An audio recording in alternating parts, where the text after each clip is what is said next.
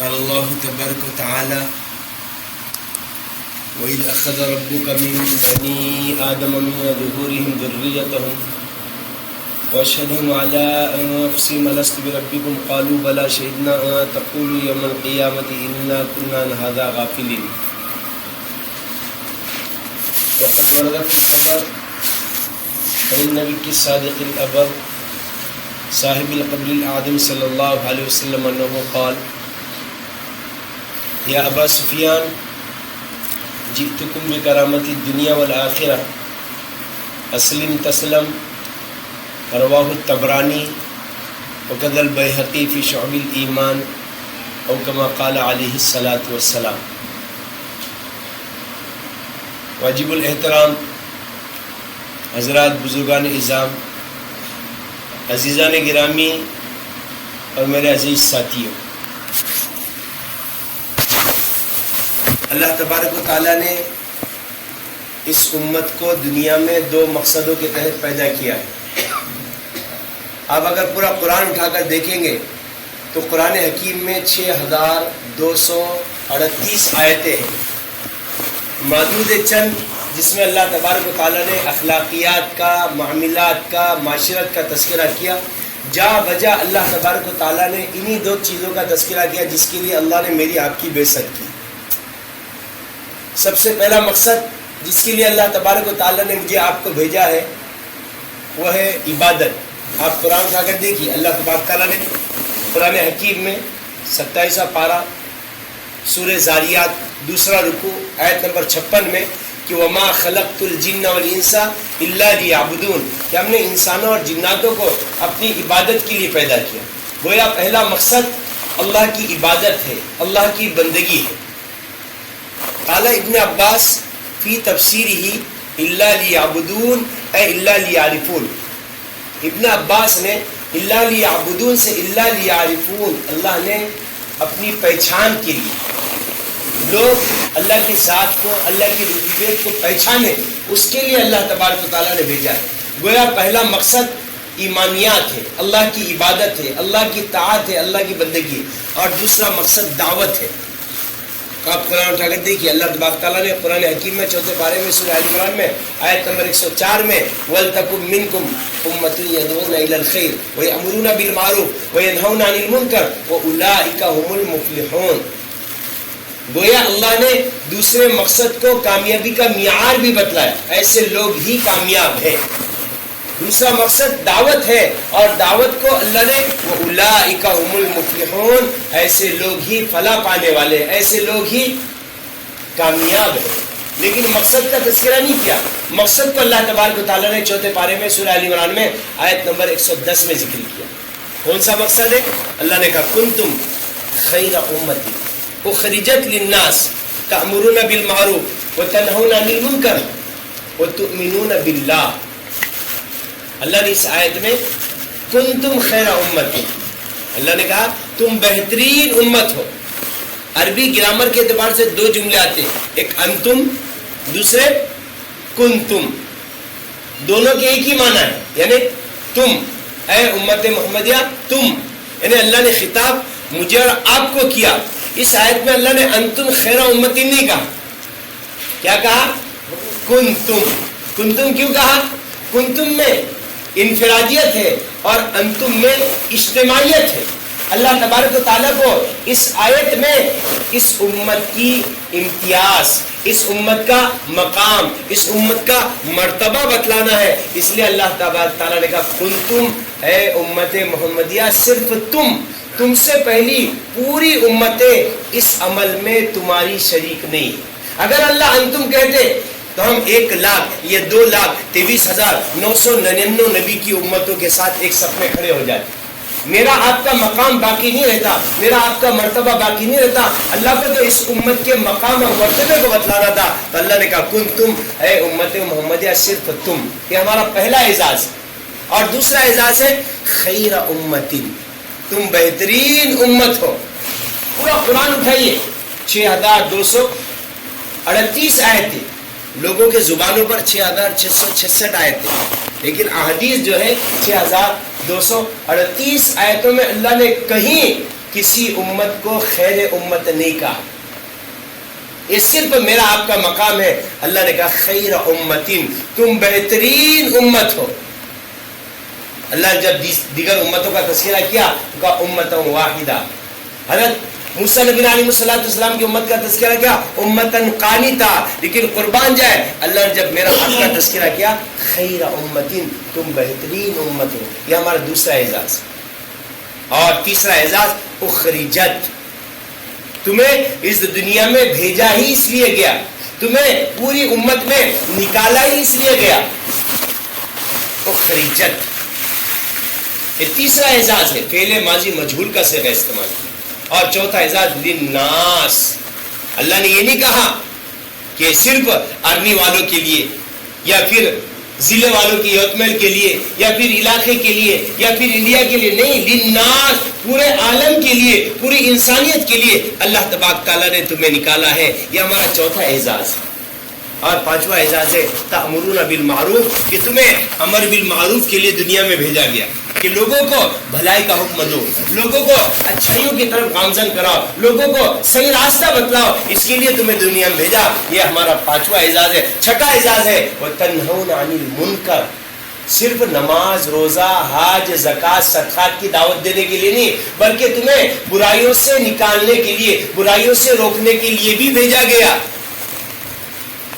یہ چھٹا اعزاز ہے کہ لوگوں کو برائیوں سے نکالے، لوگوں کو گندگیوں سے نکالے، اچھاؤں کی طرف لے جائے، اس کے لیے بھی تمہیں بھیجا گیا۔ اور ساتواں اعزاز ہے وَتُؤْمِنُونَ بِاللَّهِ، کہ اللہ کی ذات پر ایمان لاؤ۔ سب سے بڑا اعزاز میرا آپ کا اس امت محمدیہ صاحب صلاۃ والسلام کا ہے کہ وَتُؤْمِنُونَ بِاللَّهِ۔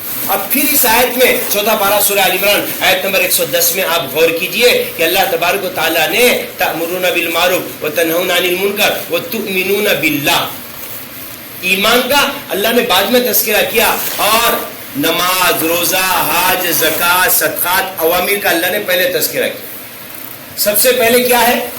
نماز، روزہ ہے یا ایمان ہے؟ پہلے کیا ہے سلیم بھائی؟ ہاں، سب سے پہلے ایمان، ایمان، کیونکہ ایمان کے بغیر کوئی عمل قابل قبول نہیں۔ ان الذین آمنوا وعملوا الصالحات، پہلے ایمان بعد میں عمل ہے، بعد میں نماز روزہ ہے۔ من عمل صالحا من ذکر او انثی وهو مؤمن، پہلے ایمان ہے، بعد میں اعمال صالحہ آپ کے قبول ہوں گے۔ تو اس لیے اس آیت میں اللہ نے پہلے عمل کا تذکرہ کیا، بعد میں ایمان کا۔ حالانکہ آیت اس طرح ہونی چاہیے تھی حافظ صاحب، کنتم خیر امۃ اخرجت للناس تؤمنون باللہ وتأمرون بالمعروف وتنہون عن المنکر، پہلے ایمان بعد میں عمل۔ لیکن اللہ نے پہلے تأمرون بالمعروف وتنہون عن المنکر وتؤمنون باللہ، بعد میں ایمان کا تذکرہ۔ ایسا کیوں؟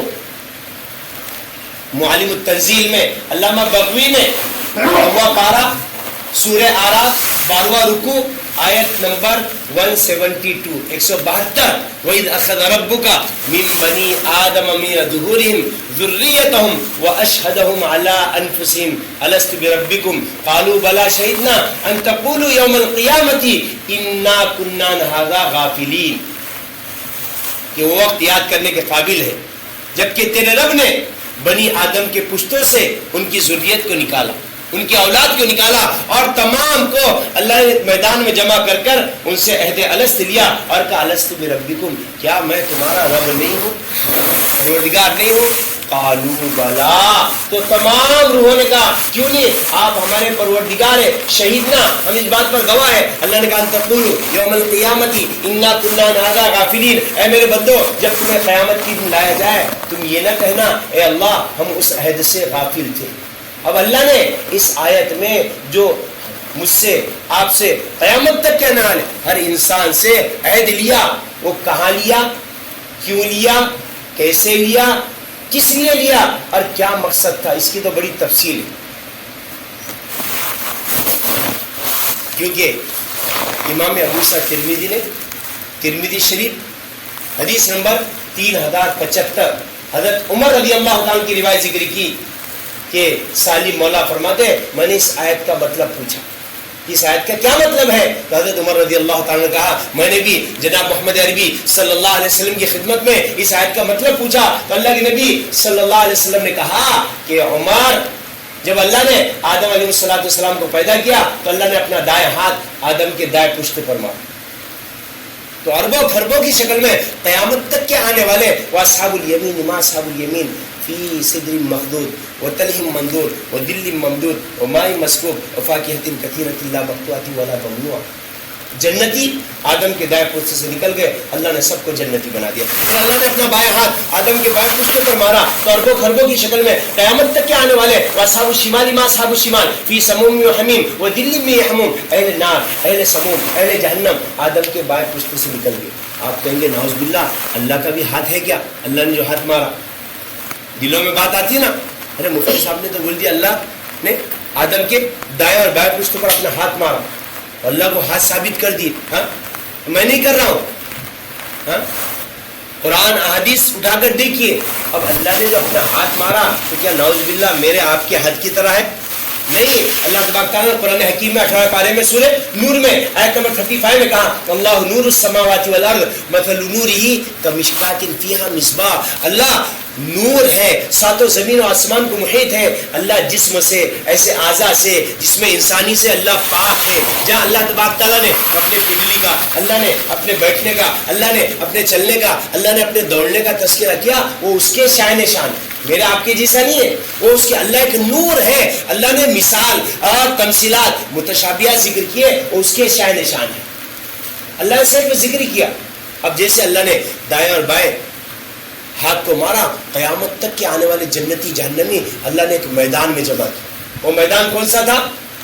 وہ میدان عرفات تھا, جہاں میری آپ کی قیامت تک کی انسانیت کی روحوں کو اللہ نے جمع کیا. ایک روایت میں روح مال جسم, چوٹی ہوتی نا مونگی, ویسے سب پورے عالم ارواح میں میدان عرفات میں تھی. امام بخاری نے بخاری شریف میں اما عائشہ 3633 پر ایک روایت ذکر کی, الارواح جنود مجندۃ, تمام روحیں ایک میدان میں مجتمع تھی. اللہ نے پوری تمام روحوں کو میدان عرفات میں جمع کیا. کہاں جمع کیا سلیم بھائی؟ میں نے وہ میدان بتایا آپ کو ابھی 3-4 دن پہلے ہی بتایا میں نے, اس میدان کو جہاں پوری انسانیت کی, پوری مخلوقات کی روحوں کو اللہ تبارک تعالیٰ نے جمع کیا. اور جمع کرنے کے بعد حدیث میں لکھا ہے ان اللہ نظر الی قلوب العباد. امام حاکم شاہ ولی اللہ محدث ازالۃ الخفا, اللہ نے ہر انسان کے دلوں کو دیکھنا شروع کیا, میدان میں جمع کیا. جمع کر کر اللہ نے ہر انسان کے قلوب پر, دلوں پر نگاہ ڈالی. نگاہ ڈالنے کے بعد فاختار منہ منی, سب سے پہلے اللہ تبارک تعالیٰ نے میرا آپ کے آقا کی روح کو ایسا اٹھایا, میرا آپ کے آقا کو اس طرح اٹھایا, اٹھا کر الگ کیا. سب سے پہلے کائنات میں اگر کسی کا انتخاب کیا تو میرا آپ کے آقا حضرت محمد عربی صلی اللہ علیہ وسلم کی ذات اقدس ہے. اللہ نے اس طرح اٹھایا. ایک دوسری روایت ہے اللہ نے 1,24,000 انبیاء کو اٹھا کر الگ. تیسری روایت ہے 2,24,000 انبیاء کو اس طرح اٹھایا الگ کیا. اور اس میں اللہ نے 313 کو پھر الگ کیا, یعنی 1,00,000 یا 2,23,687 نبی اور 313 رسول. نبی اور رسول میں فرق ہوتا ہے. نبی کس کو کہتے ہیں؟ ان اللہ اصطفیٰ, اللہ جس کو چنے, نبوت کے لیے انتخاب کرے. اور رسول کہتے ہیں اللہ جس کو نئی شریعت دے. سب سے پہلے رسول جو ہے وہ حضرت نوح علیہ السلام, اور سب سے اخیر رسول اور نبی وہ میرے آپ کے آقا حضرت محمد عربی صلی اللہ علیہ وسلم. پہلے اللہ نے رسولوں کو نہیں بھیجا, سب سے پہلے اللہ نے آدم کو نبی کو دنیا میں بھیجا. اس کے 130 سال کے بعد شیش کو بھیجا, 622 سال کے بعد ادریس کو بھیجا. دنیا میں پہلے نبی آئے, رسول نہیں آئے. سب سے پہلے رسول حضرت نوح علیہ السلام, اول الرسول النوح, حدیث میں بخاری میں رسولوں میں سب سے پہلے رسول. اب اللہ نے نبیوں کو چننا شروع کیا, رسولوں کو چنا. اب اللہ نے ان کی امت کا انتخاب کرنا شروع کیا. تو سب سے پہلے نبی کون ہے؟ سب سے پہلے نبی آدم. سب سے پہلے نبی دنیا میں آنے والے کون ہے؟ آدم. اللہ ان کی امت کو چنتا نہیں کیا. 130 سال بعد شیش, ان کی امت کو بھی نہیں چنا. 622 سال کے بعد ادریس, ان کی بھی امت کو نہیں چنا. 3 نبی ہے. پہلے رسول کی امت کو چنتے, حضرت نوح سب سے پہلے رسول. اللہ نے ان کا بھی انتخاب نہیں کیا. قربان جائے اللہ تبارک تعالیٰ نے جیسے میرا آپ کے آقا کا انتخاب کیا، اللہ نے سب سے پہلے اس امت میں میرا آپ کے آقا کے سچے جانثار حضرات صحابہ کو اللہ نے چنا. پوری امت میں 3,75,000 صحابہ کو چن کر اللہ نے اللہ کے نبی صلی اللہ علیہ وسلم کے قریب کیا. کہا یا رسول اللہ یہ آپ کے سچے جانثار، یہ صحابہ جان قربان کرنے والے، میرے آپ کے ساتھ میرے آپ کے جیسے ڈھکوسلے خالی ایمانی اور خالی دعوے کرنے والے نہیں، ہاں وہ جنہوں نے جانیں قربان کی، جنہوں نے اپنا سب کچھ لٹا دیا، اللہ تبارک تعالیٰ نے ویسے صحابہ کا انتخاب کیا.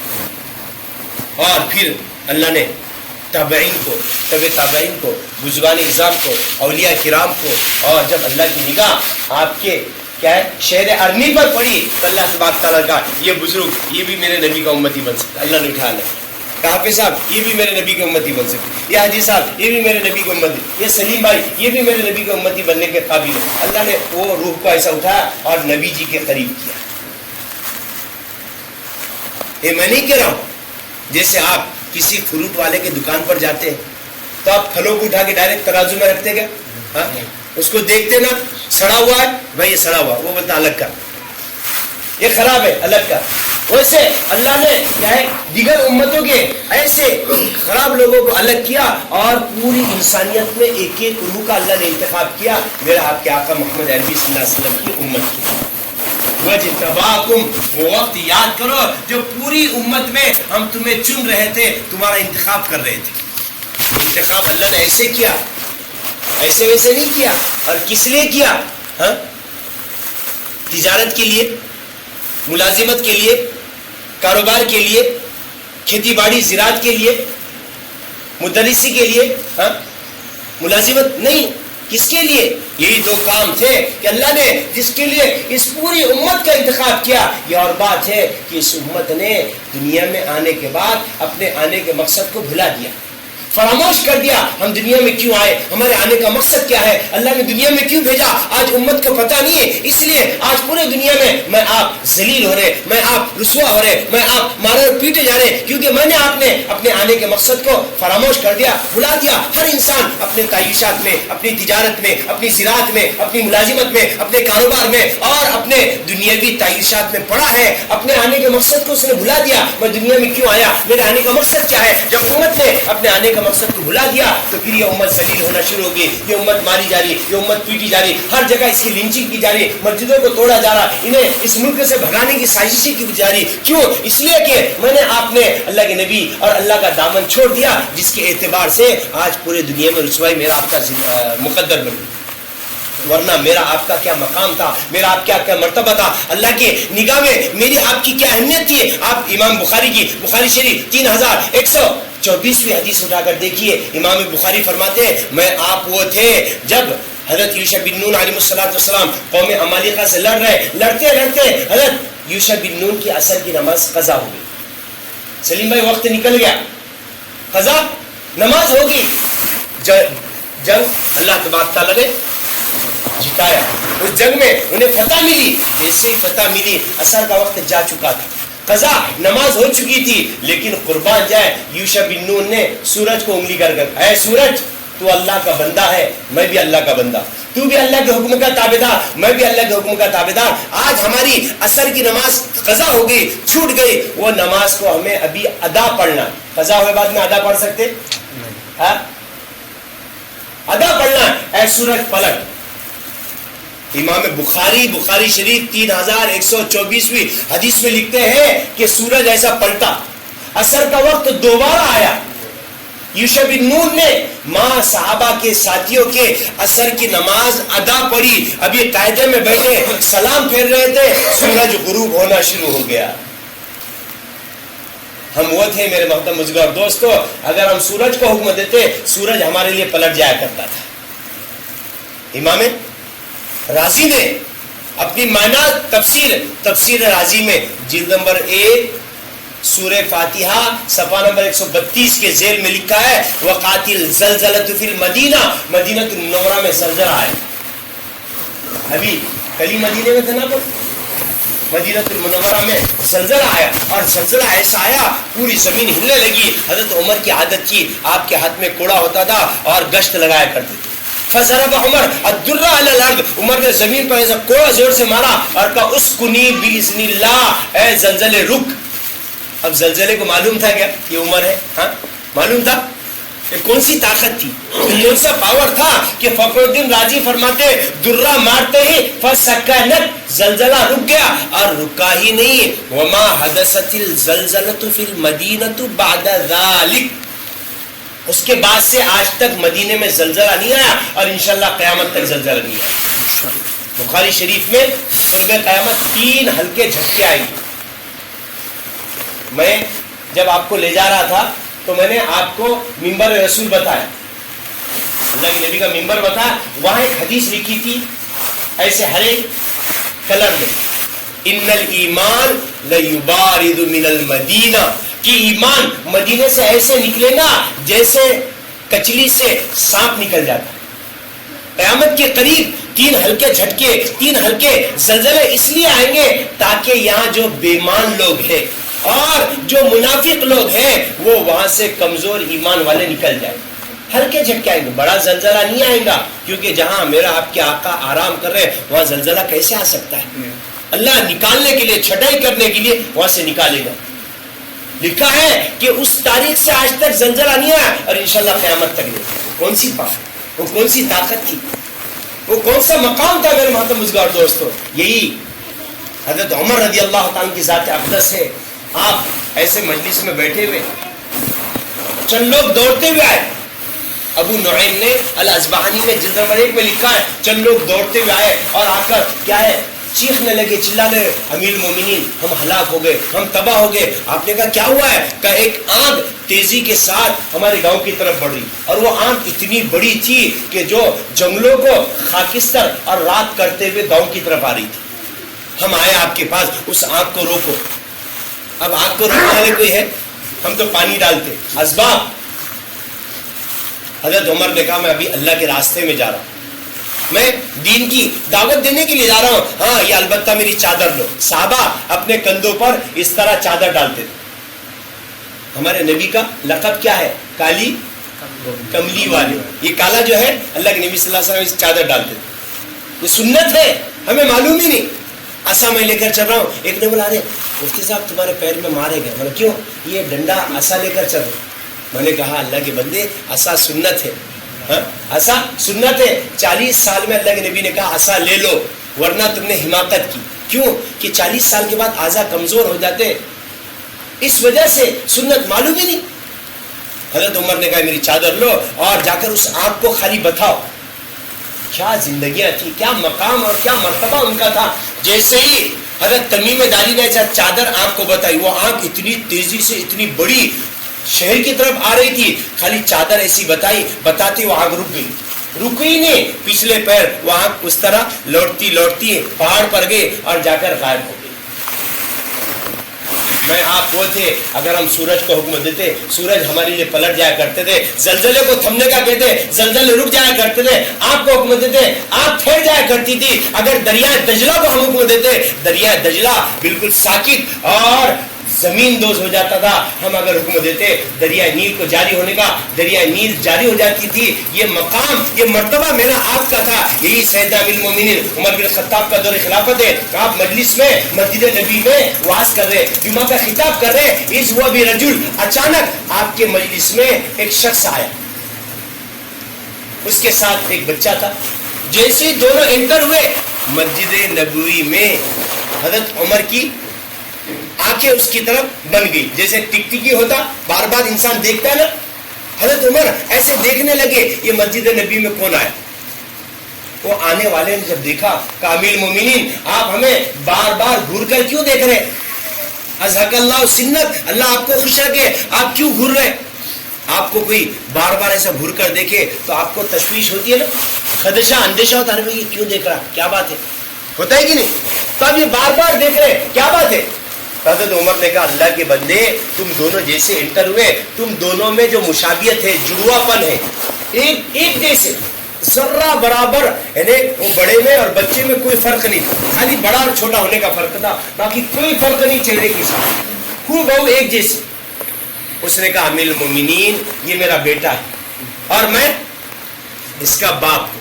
کہا امیر المومنین اس کے پیدائش کا عجیب و غریب واقعہ ہے۔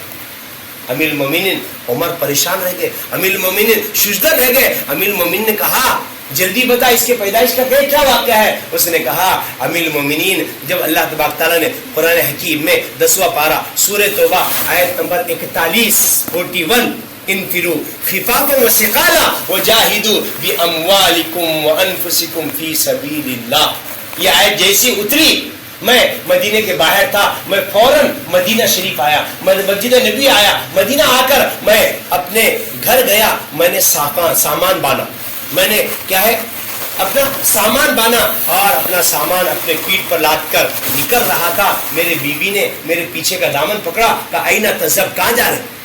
کہا میں امید سے ہوں، حالت حمل سے ہوں، ایسی حالت میں آپ مجھے کس کے سپرد کر جا رہے ہیں؟ انہوں نے کہا انی خرجت فی سبیل اللہ، میں اللہ کے راستے میں جا رہا ہوں۔ اب جیسے اللہ کے راستے کا نام آیا انہوں نے دامن چھوڑ دیا، جیسے دامن چھوڑا کہا آپ اللہ کے راستے میں جاؤ۔ لیکن یہ جو صحابی تھے وہ فوراً کیا ہے سامان لے کر اپنا بیاگ لے کر باہر نہیں نکل گئے۔ احادیث میں لکھا ہے علامہ طبرانی نے الکبیر میں جلد نمبر 2 میں صفحہ نمبر 183 اسی روایت کو الفتوحات الربانیہ ابن حجر جلد نمبر 5 اور صفحہ نمبر 114 پر اس حدیث کا تذکرہ کیا۔ جاتے جاتے انہوں نے دعا دی، کہا استودع اللہ ما فی بطنی کی، تیرے جو پیٹ میں ہے میں اس کو اللہ کی امانت میں دے کر جاؤں۔ حدیث میں ہے جب کوئی سفر کے لیے جائے تو اس کو چھوڑنے کے لیے آقا جایا کرتے تھے، سرکار دو عالم صلی اللہ علیہ وسلم دور تک جاتے تھے چھوڑنے کو۔ یہ حج اور عمرے کو لوگ جاتے ہیں تو چھوڑنے جو جا رہے ہیں یہ سنت ہے، اللہ کے نبی صلی اللہ علیہ وسلم شہر کے باہر چھوڑنے کے لیے جاتے تھے اور خالی چھوڑ کر نہیں آتے، دعا دیتے تھے استودع اللہ، اللہ کی امانت میں دے کر جاتے تھے، تمہارے دین کو، تمہارے جسم کو، تمہارے گھر بار کو اللہ کی امانت میں دے۔ سنت ہے، ہمیں معلوم ہی نہیں، ہمیں کمانا معلوم، ہمیں تجارت معلوم، ہمیں زراعت معلوم، ہمیں ملازمت معلوم، ہمیں دنیا کی ہر چیز معلوم، نہیں معلوم دین نہیں معلوم، شریعت نہیں معلوم، قرآن نہیں معلوم، حدیث نہیں معلوم، دنیا کب تک دنیا کرو گے؟ یہاں اللہ کے نبی صلی اللہ علیہ وسلم چھوڑنے جا رہے، ویسے یہی صحابی انہوں نے جاتے جاتے دعا دی، تیرے جو پیٹ میں ہے میں اس کو اللہ کی امانت میں دے کر جا رہا ہوں۔ سفر کی دعا کبھی اللہ رد نہیں کرتا، مسافر کی دعا رد نہیں ہوتی۔ اب جیسے ہی نکل گئے جا کر اللہ کے راستے میں لڑتے رہے، حدیث میں لکھا ہے 12 سال، ایک روایت میں 14 سال تک اللہ کے راستے میں لڑتے رہے، دین کا کام کرتے رہے، اعلاء کلمت اللہ کرتے رہے۔ 14 سال کے بعد جب مدینہ آئے، آنے کے بعد مسجد نبی آ کر 2 رکعت تحیۃ الوضو، تحیۃ المسجد پڑھی اور اپنے گھر گئے۔ جیسے اپنے گھر گئے تو دروازے پر تالا لگا ہوا، آواز دی، بازو سے چچا زاد بھائی نکلا، کہا یہ گھر میں تالا کیوں ہے؟ تو چچا زاد بھائی نے کہا بھائی میں آپ کو کیا بتاؤں؟ کہا بتاؤ کیا بات ہے؟ اس نے کہا بھائی جب آپ اللہ کے راستے میں گئے بھابھی کا انتقال ہو گیا، ابھی زارو خطار رونے لگا۔ کہا کہاں دفن کیے؟ کہا جنت البقیع دفن کی۔ کہاں دفن کیے؟ جنت البقیع۔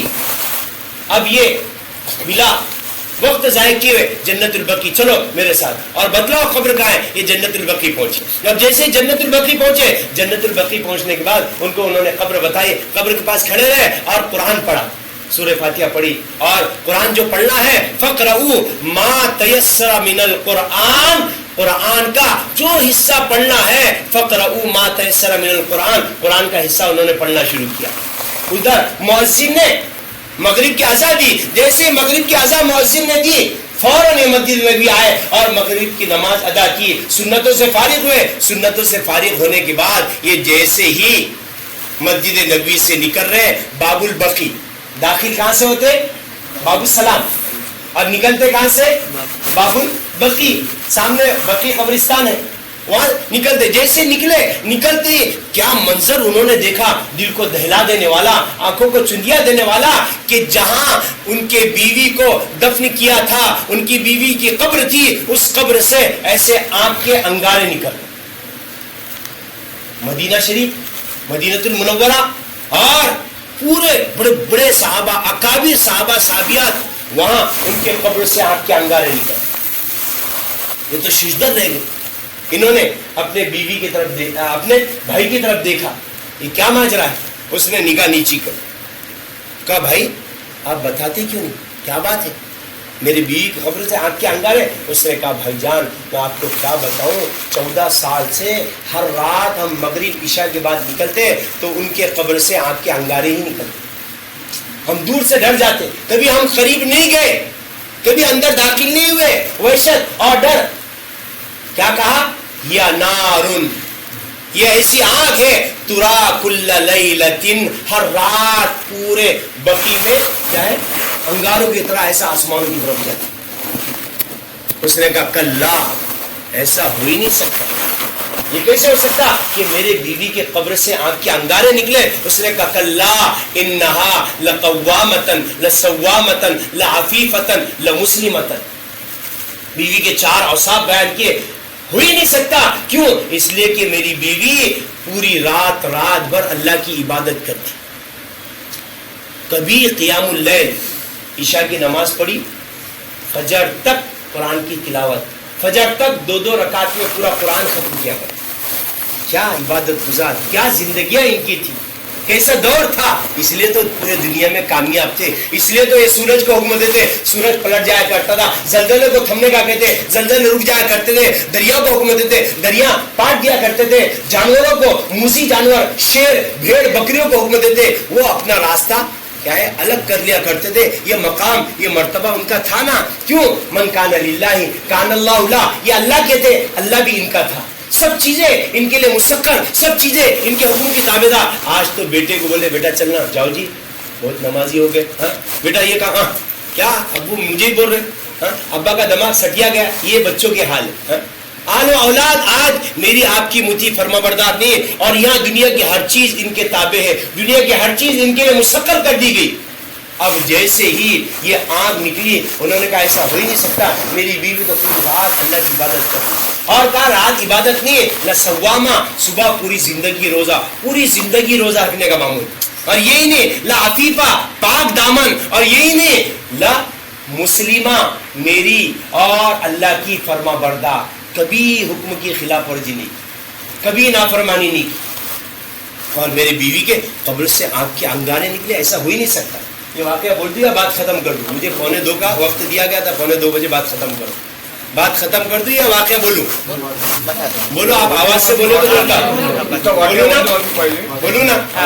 تو خیر میں عرض کر رہا تھا کہ جنت البقیع, اب انہوں نے جیسے باب البقیع سے دیکھا ان کے بیوی کے قبر سے آنکھ کے انگارے نکل رہے, یہ تو شجدر رہ گئے. اور امام ابو عیسیٰ ترمذی نے ترمذی شریف حدیث نمبر 3692 پر ایک روایت ذکر کی, انا اول من تنشق عنہ الارض, سب سے پہلے زمین کا میرا حصہ پھٹے گا, میں اپنی قبر سے نکلوں گا.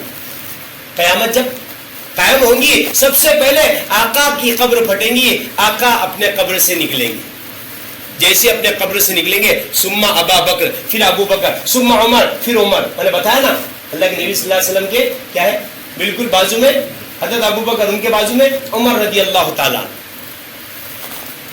ثم یاتی الی اہل البقیع, یہ سب کے سب بقیع آئیں گے. ایک دوسری روایت ہے کہ حضرت ابو بکر عمر کے بعد روایت میں لکھا ہے قدموں سے بلال حبشی کا حاصل ہوگا. ایک تیسری روایت ہے وہ یدفن معیا, امام حاکم نے مستدرک میں لکھا ہے حضرت امام مہدی اور عیسیٰ علیہ السلام آپ کے قدموں سے نکلے. میں جب 13ویں مرتبہ 2014 میں گیا حرمین, ابھی میرا 28واں سفر تھا, 3 حج اور 25 عمرے. یہ ابھی سلیم بھائی میرے ساتھ تھے, ابھی آئے ہم نماز سے تھوڑا پہلے. تو جہاں قبر رسول میں نے بتایا تھا اللہ کے نبی صلی اللہ علیہ وسلم, میں اندر گیا, حضرت مولانا طارق جمیل صاحب, حضرت طیب اردگان صاحب جو ترکی کے صدر ہیں, اور اکابر علماء مفتی تقی وغیرہ, یہ پورے علماء تھے. میں اندر تک قبر رسول میں گیا. اللہ کے نبی صلی اللہ علیہ وسلم کی جو قبر رسول ہے یہ اس طرح علامہ سمودی نے ذکر کیا. ابھی تو اندر پاٹ دی گئی, اندر کا مین حصہ, کیونکہ یہ آپ جہاں سے گزرتے, ہم جہاں سے گزرے اور ہم کو بالکل قبر کے قریب سے جو لے جایا گیا تھا, تو وہ جالیاں ہیں. اس کے اندر کا حصہ کیا ہے, ایک 5 دیواری, اس کے بعد پھر 5 دیواری, اس کے بعد 4 دیواری, اس کے بعد حجر عائشہ ہے, اس کے بعد قبر رسول. اتنا اندر ابھی وہ دو یہودی سرکار دو عالم کی قبر اطہر کو لے جا رہے تھے، اس لیے نور الدین زنگی نے بہت احکامات سخت کر دی. یہ اللہ کے نبی صلی اللہ علیہ وسلم کی قبریں، آپ کے قدموں میں حضرت ابو بکر، ان کے قدموں میں عمر، اور دو قبر کا حصہ، وہ چاندی کا جو حصہ میں نے بتایا سرکار کی قبر اور ابو بکر کے قبر کے درمیان جو حصہ بتایا میں، اتنا حصہ وہ وہاں امام مہدی عیسیٰ رضوان اللہ علیہ رضوان ہے وہاں اترے گی. امام بخاری نے بخاری شریف میں کہا کیف انتم اذا نزل عیسیٰ ابن مریم وامامکم فی، قرب قیامت میں دو فرشتوں کے کندھوں پر حضرت عیسیٰ نبی علیہ الصلوۃ والسلام اتریں گے. اترنے کے بعد بنو کلب کی لڑکی سے نکاح کریں گے، ان کو اولاد ہوں گی، اور اولاد ہونے کے بعد وہ یولد و یدفن معی، میرے قبر کے پاس دفن ہوں گے. اور پھر یہ سب کی سب بقی آئیں گے، جنت البقی. جنت البقی میں 10,332 صحابہ اور صحابیات آرام تھے، بڑے اکابر. آپ جیسے میں نے جنت البقی لے گا، اللہ کے نبی کی 9 بیویاں بتائی. اس کے بعد حضرت فاطمہ الزہرا سامنے کٹھیرے میں ایک دیوار ہے، آپ نے دیکھے نا ماشاءاللہ؟ نہیں، جنت البقی میں دیوار ہے، حدیث آپ دیکھیں ہوں گی. وہ دیوار کے پاس فاطمہ الزہرا کا مزار ہے. ان کے پہلو میں آپ کے بیٹے حسن جنہیں 59 ہجری میں زہر دیا گیا، ان کے پہلو میں زین العابدین امام محمد، ادھر آپ کی بیٹی رقیہ ام کلثوم، زینب، ادھر جعفر صادق، ادھر آپ کی کیا ہے چچی فاطمہ، ادھر عثمان غنی، ادھر بڑے بڑے اکابر صحابہ. اتنے صحابہ اور صحابیات، ان کے قبر سے آپ کے انگارے. ہاں یہ کیسے ہو سکتا؟ انہوں نے کہا ایسا ہو ہی نہیں سکتا، کلا یہ ہو ہی نہیں سکتا، میں معلوم کروں گا. یہ کہہ کر وہ کیا ہے وہاں سے نکلے، اور نکل کر جیسے جیسے جیسے جیسے جنت البقی اکیلے گئے، بھائی نہیں آیا ڈر کر، یہ اکیلے گئے نہیں، میں معلوم کروں گا یہ کیا ماجرا ہے، میرے بیوی کے قبر سے آگ کے انگارے کیسے نکل سکتے.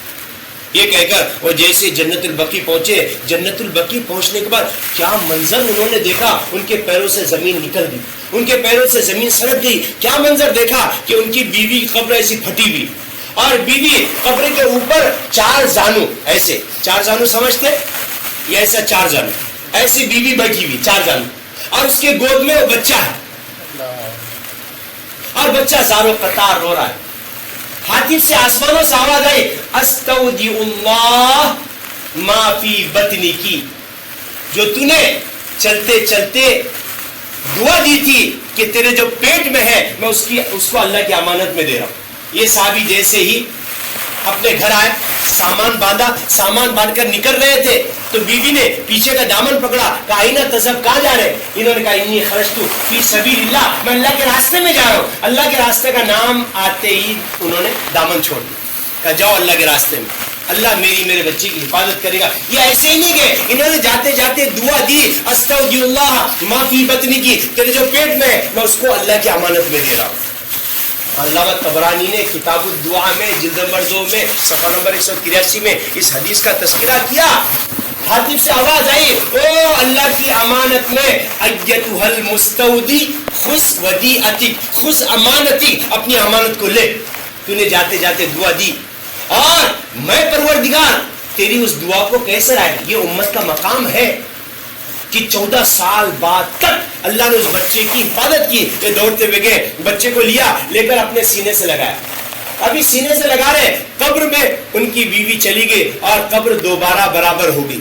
دوسری آواز آئی، ایتھا المستودع، او اللہ کی امانت میں اپنے بیٹے کو دے کر جانے والے، جس طرح تو نے اپنے بیٹے کو اللہ کی امانت میں دیا، کاش بیٹے کی طرح اپنے بیوی کو بھی اللہ کی امانت میں دیتا تو آج بیٹے کے ساتھ بیوی کو بھی زندہ پاتا. تو نے جاتے جاتے دعا میں بخل کی تھی، دعا میں کمی کی تھی. کیا کہا تھا؟ تیرے جو پیٹ میں اس کو اللہ کی امانت، اگر پیٹ میں اس کے ساتھ بیوی کو بھی اللہ کی امانت ملتا، آج بیوی کو بھی اس بچے کے ساتھ زندہ پاتا. علامہ انور شاہ کشمیری نے کہا، جس دور پہ نازا تھی دنیا اب ہم زمانہ بھول گئے، جس دور پہ نازا تھی دنیا اب ہم زمانہ بھول گئے. غیروں کی کہانی یاد رہی، ہم اپنا فسانہ بھول گئے. ہم دیکھ لیا آئینے میں، پر داغ نہ دیکھا سینے میں، جی ایسا لگایا جینے میں، مرنے کو مسلمان بھول گئے. تکبیر تو اب بھی ہوتی ہے مسجد کی فضا میں، اے انور جس ضرب سے دل ہل جاتے تھے وہ ضرب لگانا بھول گئے.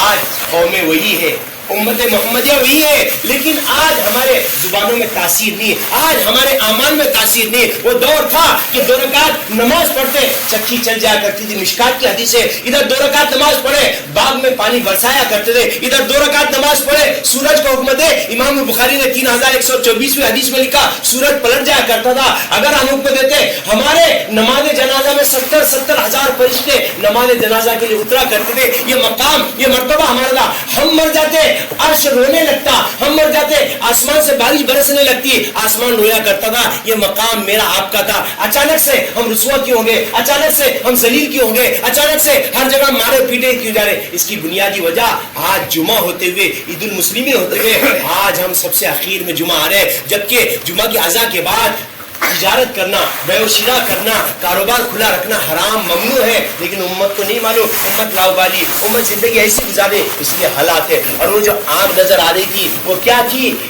अल्लामा तबरानी ने और इब्न हजर ने लिखा वो आग नहीं बल्कि उस दुआ का असर था कि अल्लाह ने अपने अर्श से एक नूर को, एक तजल्ली को ऐसे डाल दिया था। वो तजल्ली थी जो दूर से लोगों को आग नजर आती। जैसे आप देखिए धूप के मौके पर आप सड़क पर जाए तो सड़क पर पानी नजर आता है कि नहीं?